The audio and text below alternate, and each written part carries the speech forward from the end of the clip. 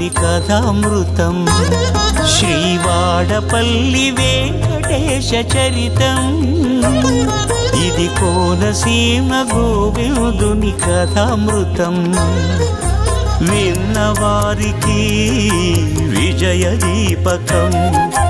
మనశ్శాంతికి మార్గదర్శకం అన్ని విధములా అభయకారకం సిరులకు సిద్ధికి శ్రీముఖం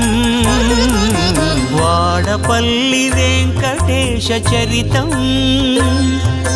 కోనసీమ గోవిందుని కథామృతం